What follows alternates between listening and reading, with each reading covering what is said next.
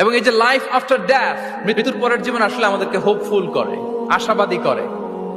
কারণ আমরা বিশ্বাস করি আমাদের হারানোর কিছু নাই। আমরা যদি কাউকে হারাই, সাময়িক কষ্ট পাই, কিন্তু আমরা জানি আমাদের আবার দেখা হবে। এই যে আমরা কিছুদিন আগে আমাদের প্রিয় আল্লামাকে হারিয়েছি, ঠিক কিনা? কিন্তু আমরা এই ভেবে বুকে আশা বেঁধে রাখি যে আমরা এই দুনিয়াতে তাকে মিস করেছি, কিয়ামতের ময়দানে আল্লাহর জান্নাতে এই কোরআনের বুলবুলির কণ্ঠে আমরা আবার কোরআন শুনতে পাবো। সাময়িক বিচ্ছেদের কিছু তো নাই। আমার আব্বাকে হারিয়েছি, আম্মাকে হারিয়েছি, বন্ধুকে হারিয়েছি, টিচারকে হারিয়েছি, আমি পাবো, তাদেরকে পাবো, হারাচ্ছি না। এই বিচ্ছেদ সাময়িক। এবং আখিরাত আসলে থাকতেই হবে। অন্যান্য অনেক ধর্ম আখিরাতের ব্যাপারে বলে, কিন্তু ইসলামের মতো এত ইন ডিটেইল নিখুঁত ভাবে বলতে পারেন। পুনর্জন্মবাদের কথা আপনারা শুনেছেন, ভালো করলে ভালো হয়ে আবার আরেক জন্মে আসবো, খারাপ করলে কুকুর হয়ে জন্মাবো, হ্যাঁ, বিড়াল হয়ে জন্মাবো, এরকম কথা